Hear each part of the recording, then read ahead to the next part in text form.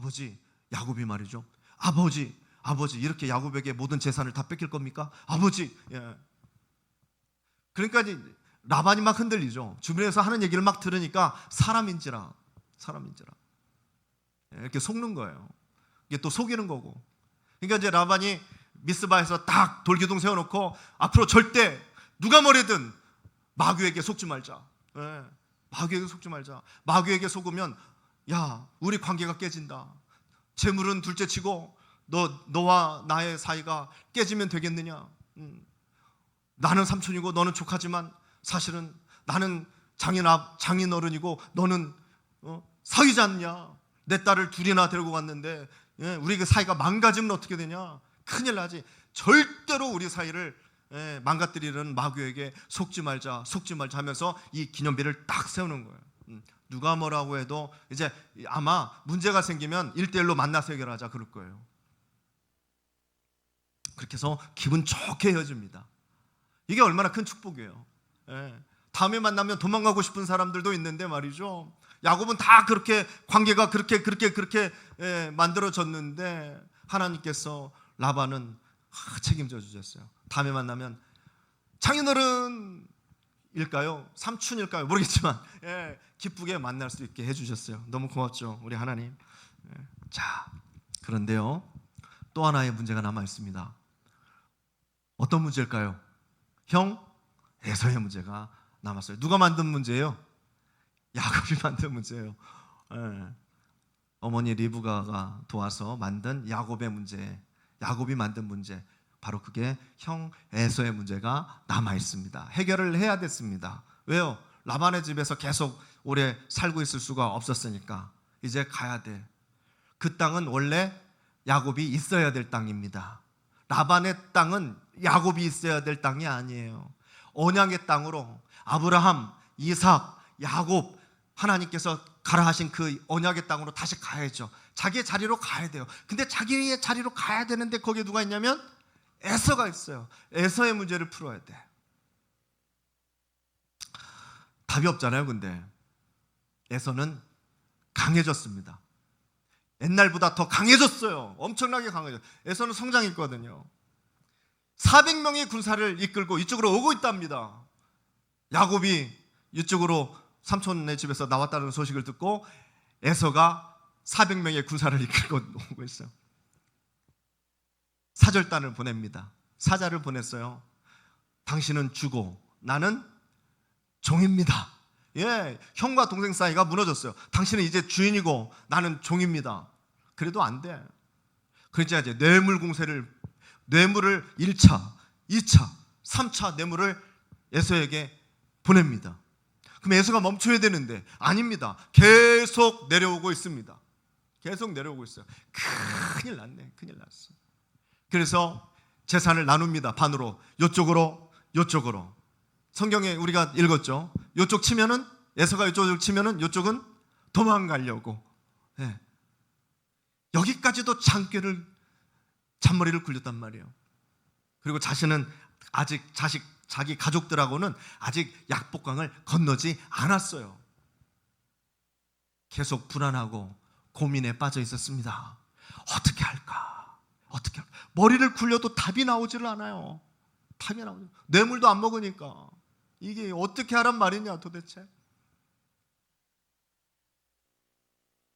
22절에서 24절까지 22, 23, 24절을 우리가 함께 봉독합니다. 시작.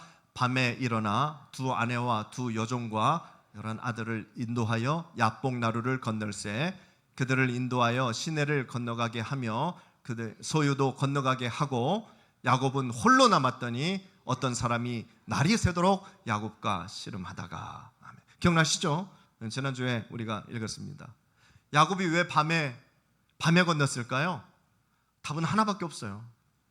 낮에 건너지. 가족들인데 최전선도 아니고 최후방인데 뭐가 겁난다고. 겁날 게 뭐가 있어요. 왜 밤에 건넜을까요? 결단한 거지. 야곱이 결단한 거예요. 고민하다가 결단했어요. 답이 없으니까 가자. 더 이상은 잔머리 쓰지 않겠다. 답이 없다. 답이 없다. 이제는 문제와 직면하겠다 하면서 가족들을 보내는 겁니다. 건너가자 하고 자신은 홀로 남았어요. 왜 홀로 남았어요? 누구에게 가려고? 하나님한테 가려고. 이제 하나님한테 가는 거예요. 이제 머리로 안 되니까 하나님과 이 문제를 풀어보겠다. 하나님과 이 문제를 풀어보겠다. 다 해봤잖아요. 저는 좀 그게 아쉬워요. 먼저 순서가 좀 바뀌었죠. 순서가 바뀌었어요. 이걸 먼저 해야지. 자기가 해볼 거 다 해보고 그래도 안 되니까 이제 하나님 앞으로 나오는 겁니다. 성도님들, 문제를 풀어보겠다는 것과 문제를 하나님 앞에 가지고 나가는 것은 다릅니다. 다른 거예요, 성도님들. 두 번째 방법을 추천드립니다. 문제를 포기하지 아니하고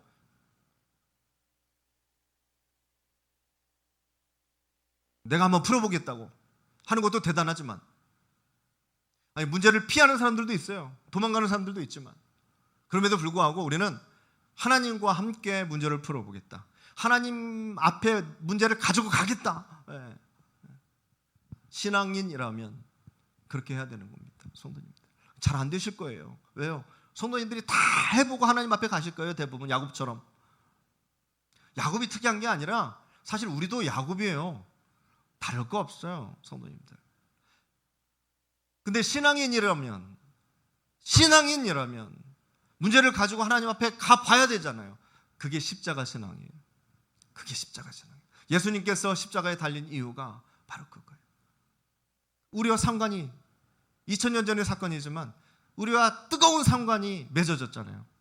남의 일이 아니고 2000년 전의 위인이 아니고 예수 그리스도 안에 내가 있고 내 안에 예수 그리스도가 있는 이 상관관계 속에서 하나님 앞에 문제를 가지고 나가는 것 자체가 제대로 된 크리스찬이잖아요.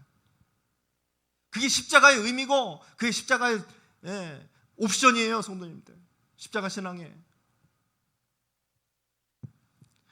자, 우리가 그 인생을 살기 위해서, 하나님 앞에 문제를 가지고 나가는 참된 그리스도인이 되기 위해서, 변화된 야곱으로 살아가기 위해서 오늘 주시는 말씀의 교훈을 배워봅니다. 첫 번째, 세 가지만 말씀드리고 마칠게요. 첫 번째, 성도님들도 똑같은 문제들이 있을 거예요. 어려운 문제죠. 답이 없는 문제죠. 하나님 앞에 홀로 나가야 합니다. 성도님들, 순서를 말씀드리는 거예요. 하나님 앞에 떼거리로요? 아니, 나 혼자, 절대적으로 나 혼자 하나님 앞에 나가야 됩니다. 야곱이 그 밤에 결단하고 가족들 다 보낸 이유가 바로 그거예요. 홀로 하나님 앞에 나가려고. 자기 홀로, 혼자. 하나님과 어떻게 한번 해보려고 자기 혼자. 가족들도 모르는 거 하나님과 야곱은 알고 있잖아요. 아내들도 모르는 거 하나님과 야곱은 둘 다 알고 있잖아요. 그러니까 하나님 앞에 자기만 나가는 거예요. 하나님 아시죠? 하면서. 성도님들, 하나님 앞에 혼자 서보실 수 있는 거, 이게 뭐 대단한 이야기입니까? 이게 뭐 이상한 이야기입니까? 절대 그렇지 않죠. 이거 가장 오래된 이야기예요. 10년 전에도, 20년 전에도, 50년 전에도, 60년 전에도 목사님들 이런 말씀 하셨어요. 하나님 앞에 홀로 나아가라. 가장 전통적인 이야기입니다. 신앙생활에서, 한국교회에서 특히 신앙인의 첫 번째 자세, 어떤 상담사를 만나도, 어떤 깨끗한 거울 앞에 내가 서도 내가 나를 제대로 볼 수 있게 하는 것은 하나님 앞에 나가는 거예요, 성도님들. 하나님 앞에 나아갔을 때 내가 나도 모르는 나의 어두움들이, 나의 죄악들이, 나의 숨기고 싶은 것들이, 나의 창피한 것들이 하나님 앞에 다 비춰줍니다. 다 비춰져요. 진짜 죄를 보게 되고 진짜 나의 문제를 보게 돼요. 이 홀로 섰을 때, 야곱이 하나님의 사람과 씨름을 하였을 때, 진짜 문제는 에서가 아니고 진짜 문제는 나였구나 깨달았을 거예요. 보이니까. 그게 보이니까. 이게 힘든 분들이 있어요. 내가 목사인데, 내가 장로인데, 내가 권사인데 말이죠. 내가 예수 믿은 지가 얼만데, 성도님들. 뭐 이런 것까지 다 내려놓으라는 거야, 도대체 목사님은. 그런데 성도님들, 그런 거 따질 게 안 돼요. 그건 아무것도 아니에요, 성도님들. 장소를 정해 놓으시고 골방이든 간에 어디 뭐 산기도를 가시든지 아니면 교회에 와서 홀로 기도하는 시간도 아무 상관없으니까 금식 기도를 하든 뭘 하든 세상의 모든 것 다 차단하시고 휴대폰도 차단하시고 하나님 앞에 홀로 나가야 돼요. 나가서 뭘 해야 돼요? 기도하셔야죠. 어떤 말로? 내 말로 하셔야 돼요. 그때는 모든 미사욕을 싹 내려놓고 홀로 영광 받으실 하나님 이런 거 싹 내려놓고 하지 마시고 그냥 하나님 내 말로, 전라도 뿐이면 전라도 사투리 괜찮고 경상도 출신이면 경상도 사투리 괜찮으니까 그냥 내 말로, 자기 말로 하나님 나 죽겠습니다 하고 나가는 거예요. 그때 하나님께서 움직이십니다. 그때 하나님께서 움직이셔요. 다 내려놨잖아요. 뭐 자존심 챙길 사람도 없잖아요. 하나님 앞에 홀로 나갔는데, 옷 다 벗고 나갔는데 뭐 하나님 아시죠? 어렵지는 않죠. 예, 일단 하나님 앞에 나가는 게 어렵지는 않아요. 그냥 뭐 보는 사람도 없는데 혼자 나가라는 건데 뭐가 어려워? 혼자 나가면 되지. 자, 근데 나가서 두 번째, 하나님께 성도님들의 체면과 자존심 다 내려놓고, 이게 좀 어려울 수 있어요. 내 연약함과 나의 아픔을 있는 그대로 쏟아 놓아야 합니다. 가끔 기도하라고 성도님들 시켜놓으면은 이런 기도는 잘 못하시는 분들 계세요. 예, 물론 창세기에서 요한계시록까지 쫙 하시는 분들 계시고, 우리 교회 지하 식당에서부터 3층까지 쫙 하시는 분들 계시고, 우리 교회 역사 처음 세워진 역사부터 지금까지 쫙 기도하시는 분들 많이 계시는데, 자신의 아픔과 자신의 체면을 내려놓는 이런 기도를, 자신의 나약함과 연약함이 드러나는 기도를 하시는 분들은 많지 않죠. 그러니까 하나님 앞에 홀로 나가라는 거예요. 홀로 나가서 꼭 해야 되는 거, 내 연약함과 아픔을 그대로 하나님 앞에 내어놓아야 합니다. 있는 그대로 해야 되는데, 25절, 오늘 말씀의 25절을 함께 보시겠습니다. 오늘 말씀 25절 같이 읽어요. 시작. 자기가 야곱의 이기지 못함을 보고 그가 야곱의 허벅지 관절을 치매 야곱의 허벅지 관절이 그 사람과 씨름할 때에 어긋났더라. 허벅지가 나오죠. 허벅지, 야곱의 허벅지. 히브리어로 야레크라고 합니다. 야레크. 자, 그럼 야레크라는 말은 어떻게 사용이 될까요? 뭐 허벅지로 사용이 되겠죠, 당연히. 근데 말에는 의미가 있잖아요. 의미. 남자는 허리가 중요해. 우리도 그러잖아요. 남자는 허리가 중요해. 여기서 말하는 이 허리가 그냥 이 허리만 얘기하는 걸까요? 아니죠. 이것은 남자 자체를 얘기하는 걸 수도 있고, 남자의 자존심을 얘기하는 걸 수도 있고, 또 남자가 한 가정을 세운 다음에 자손들을 생산해야 되니까 뭐 여러 가지를 포함합니다. 허리 단어 하나가. 그 외에도 여러 가지 단어들이, 그런 단어들이 있는데, 이 허벅지도 그런 단어예요. 성경에 나오는 허벅지가 남자의 허벅지, 그런 뜻을 가지고 있어요. 생명의 원천, 삶의 기초 뜻할 때 이 야레크라는 단어를 특히 남자에게 사용합니다. 성도님들 기억나세요? 아브라함이 종을 통해서 자기 아들 이삭의 배필을 찾으러 가기 전에 그 종을 아브라함이 손을 어디다 넣으라고 했어요? 허벅지 밑에다가 여기다 넣으라고 그랬어요. 그리고 맹세해. 그러니까 전통적인 의미가 있는 거예요. 남자의 허벅지는 그런 전통적인 의미가. 허벅지를 친 거예요. 하나님의 사람하고 씨름을 하는데 야곱의 그 허벅지를 쳤어요. 다른 데 칠 때도 많은데 말이죠, 굳이 남자의 전통적인 의미를 가지고 있는 허벅지를 딱 친 겁니까? 무슨 뜻이에요? 야곱의 삶을 뒤집었다는 겁니다. 거기서 야곱의 인생을 뒤집었다는 거예요. 야곱의 체면과 야곱의 자존심과 야곱의 잔머리를 뒤집었다는 거예요. 허벅지를 탁 쳤다는 것은, 성도님들, 성경의 의미가 그거예요. 에스겔서에도 보시면은 허벅지를 친다는 말이 나오는데요, 허벅지를 칠지어다 치면서 기도하라는 내용이 나오는데, 그 진정한 기도, 나를 바꾸는 기도를 하라고, 진정한 회개의 기도를 할 때 허벅지를 치면서 기도하는 말씀이 에스겔서에서도 나옵니다. 자, 오늘 말씀에도 나오는 야곱의 허벅지, 사실은 하나님께서 그 인생을, 야곱의 인생을 완전히 그냥 털어버린 거예요. 바로 그 순간에, 야복강 그 밤에 말이죠. 우리는 그냥 한 줄 두 줄로 읽어서 끝나는 건데, 야곱의 인생은 바로 이때 박살난 거예요. 아주 자기 머리만 믿고 왔잖아요. 근데 어떻게든 사라져 왔잖아요. 근데 도무지 풀 수 없고 이제 죽을 수도 있는 그 현장에 도달했는데, 그때서 하나님 앞에 나와가지고 나 살려주시오.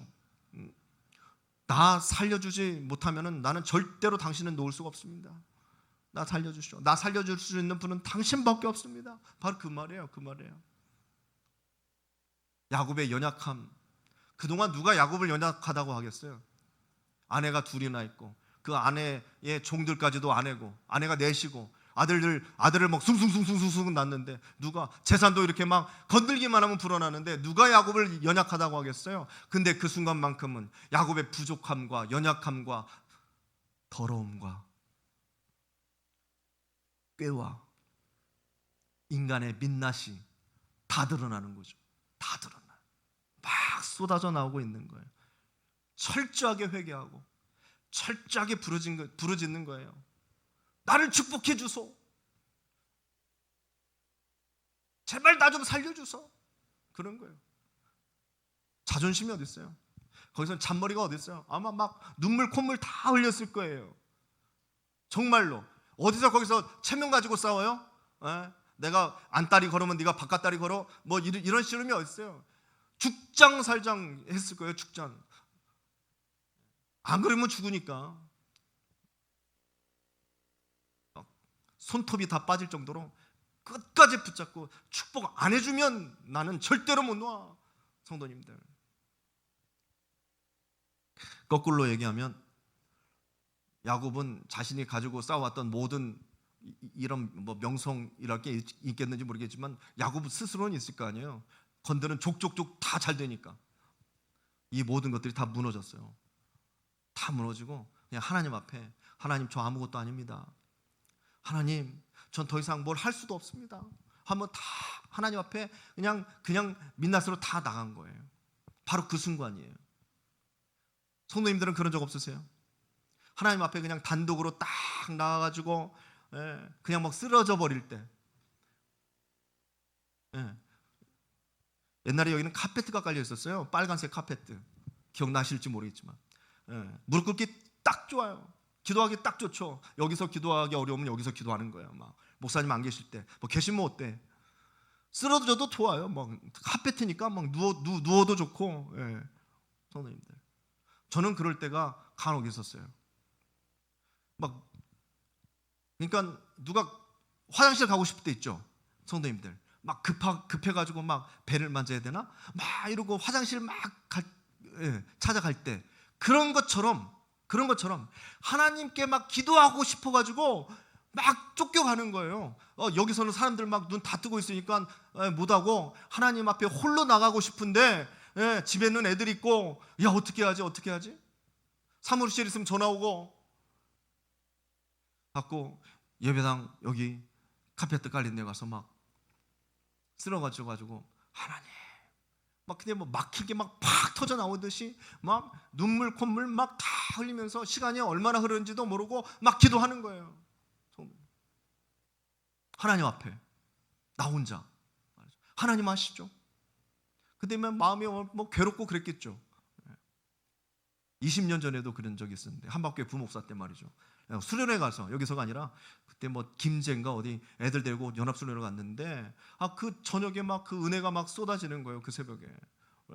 그래서 혼자 그 강단에 가서 막 그냥 몇 시간을 그렇게 울면서 기도했는데, 그런 저를 보고 감동한 몇 명의 성도님이 계세요. 김성원 목사가 그럴 줄 몰랐다. 그런 경험이 좀 몇 번이 있습니다. 자존심이 어디 있어요? 그럴 때는 그냥 부르짖는 거죠.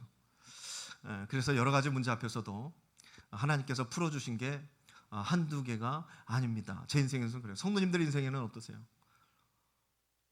문제는 없었으면 좋겠죠.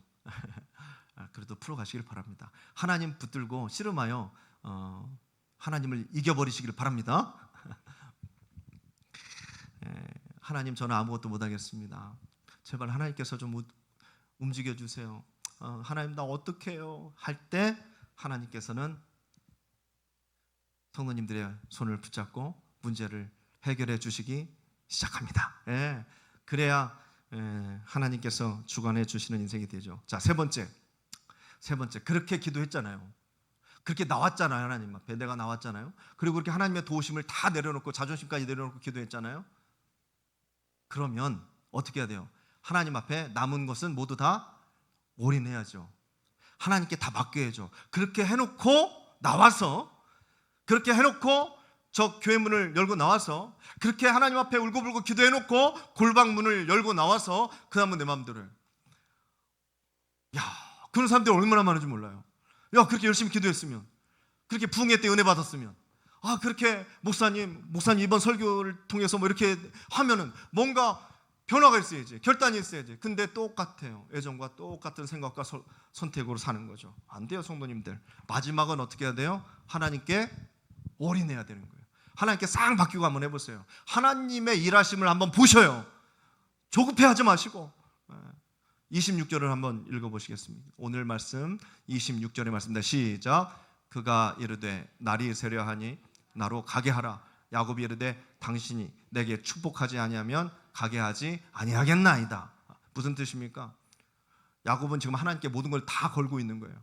자기 인생을 걸고 있는 거예요. 우리는 그냥 스토리로 읽고 끝나는 거지만 야곱의 입장에서는 그냥 죽을 똥살똥이에요. 벼랑 끝이에요.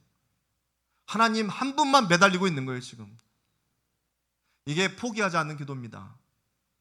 포기하지 않는 기도가 이런 게 진짜 기도예요. 성도님들, 되면 좋고 안 되면 말고 이 기도는 진짜 기도가 아니에요. 지난번에 말씀드렸죠. 기도나 해주세요. 이게 얼마나 믿는 사람들에게는 참 이게 말도 안 되는 부탁인지 아세요? 기도나 해주세요. 우리는 그런 말 하지 마세요. 농담이면 모를까? 아니, 농담도 그렇게 하지 마세요. 어떻게 기도나 해주세요 하면서 부탁을 합니까? 하나님 절대 움직여 주시지 않으십니다. 하나님 거절하시면, 한번 따라해서 봅니다. 하나님 거절하시면 저는 죽을 수밖에 없어요. 이게 진짜 기도 아니에요? 그렇죠? 도와주시면 좋고 안 도와주시면 말고, 아니면 제 2의 방법, 제 3의 방법을 가면 되지. 이게 아니고 하나님 안 도와주시면 나는 죽을 수밖에 없어요. 하나님 제발. 이게 진짜 기도입니다. 이것이 전공법이라는 거예요. 너무 당연한 이야기죠. 전공법이니까 당연한 이야기를 제가 계속 드리는 거예요. FM 성도님들, 야곱은 너무 머리가 좋아서 놓쳤던 거예요. 그동안 놓치고 살아왔다는 거예요. 결국 하나님이 치셨어요. 성경 말씀대로 말씀드리면 야곱이 하나님을 이겼습니다. 성경 말씀대로 제가 설교를 하자면 야곱이 하나님을 이겼어요. 성도님들, 정말로 하나님께서 지셨을까요? 정말 하나님께서 지셨어요? 하나님이 지실 분이에요? 근데 성경은 야곱이 하나님을 이겼다고 나왔잖아요. 어떻게 생각하세요? 저하고 도원이하고 씨름을 하면 누가 이길까요? 도원이가 이깁니다. 도원이가 이겨요. 저하고 저기 누구예요? 하영이? 저하고 하영이하고 씨름을 하면 누가 이길까요? 하영이가 이깁니다. 우리 교회에서 제일 유명한 어린애가 있다면 혹시 이름 아는 애도 있어요? 우리 권사님 손자 이름이 뭐죠? 혜원이. 혜원이하고 저하고 씨름하면 누가 이길까요? 혜원이가 이기죠. 제가 뭐하러 이기겠어요? 제가 혜원이를 이겨서 뭔 득을 얻겠어요? 욕이나 먹지. 네?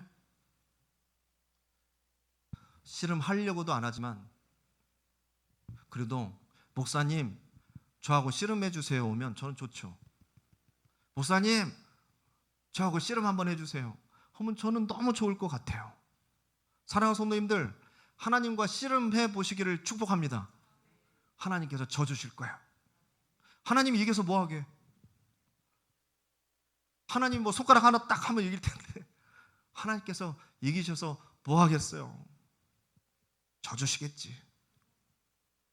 목숨 걸고 달려드는데 하나님 나 살려주셔야 되는데, 하나님 아니면 나 죽겠는데 어떻게 그런 우리를 보고 하나님께서 이기시겠냐고요. 져주시지. 져주시기를 좋아하는 하나님, 성도님들이 믿는 하나님은 그런 하나님인 줄 믿으시기를 바랍니다. 그 증거가 뭐예요? 우리를 위해서 져주시기를 원하시는 하나님의 증거, 십자가잖아요. 십자가를 마음에 품으세요. 그리고 매일같이 하나님과 씨름하시는 우리 성도님들 되시기를 바랍니다. 아멘. 그래서 이스라엘 하나님과 씨름하여 이긴 자, 하나님과 겨루어 이긴 자, 그 뜻을 갖고 있는 게 이스라엘. 이게 순서예요, 성도님들. 그 순서를 잘 기억하세요. 뭐 다 알고 계시는 거지만 너무나 단순하고 너무나 평범하여 다 잊어버리고 살고 있는 거, 야곱처럼 전공법입니다. 혼자 하나님 앞에 가서 모든 건 내려놓고, 성도님들, 그리고 하나님께 올인하는 거예요. 자, 그러면은 하나만 더 여쭤볼게요. 야곱이 하나님을 쉽게 이겼을까요? 어렵게 이겼을까요? 야곱의 뭐가 부서졌어요? 허벅지가 부서졌어요.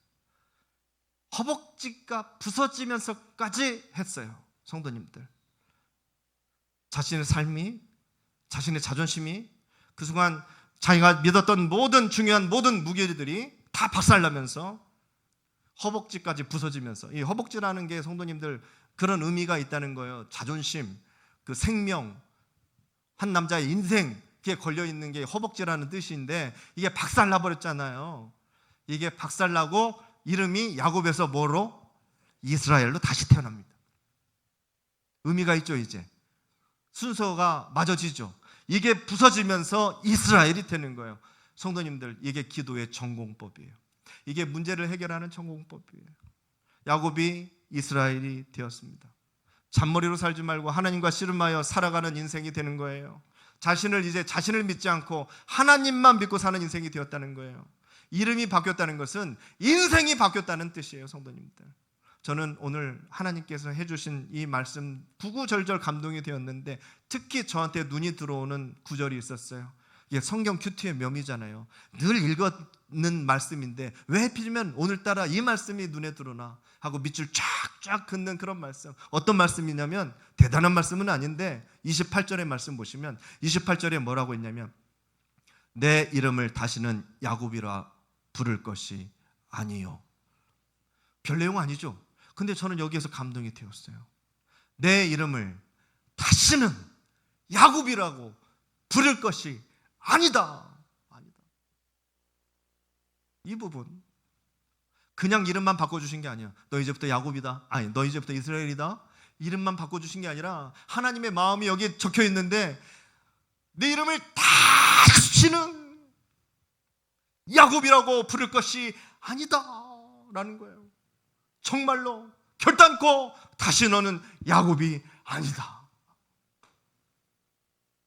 더 이상 야곱으로 살지 마라. 넌 이제 야곱이 아니야. 너 이제부터 이스라엘이야. 하나님께서 지어준 이름으로 하나님을 이겼다 하는 그때 그 마음을 평생 가지고 이제부터는 꾀를 쓰지 말고 정석으로 승부하면서 살아. 내가 이기게 해줄게. 그래서 이스라엘, 성도님들, 하나님의 마음이 느껴지지 않으세요? 더 이상 야곱으로 살지 마라. 사랑하는 성도님들, 이제 그 이스라엘의 이름이 성도님들의 이름이 되시기를 축복합니다. 더 이상 야곱으로 살지 마라. 우리에게 주시는 말씀 아닙니까? 네. 더 이상 야곱으로 살지 마라. 더 이상 제발, 성도님들, 하나님도 말씀하십니다. 더 이상 너는 야곱이 아니야. 이제 예수 그리스도를 믿은 바로 그 이후에부터 넌 이제 야곱이 아니야. 넌 이스라엘이야. 넌 더 이상 아무개 땡땡땡이 아니야. 넌 이제 이스라엘이야. 하나님과 겨루어 이긴 자. 이 약속을 받을 수 있기를 축복합니다. 그 축복 속에서 늘 기쁨으로 하나님과 겨루어 이기면서 그 이김의 증거로 이 세상을 넉넉하게 믿음으로 이기며 좋은 그 열매를 맺으며 정석으로 전공법으로 승부해서 하늘의 열매를 맺어가는 믿음의 우리 크리스찬들 다 되시기를 바랍니다. 아멘. 기도하겠습니다.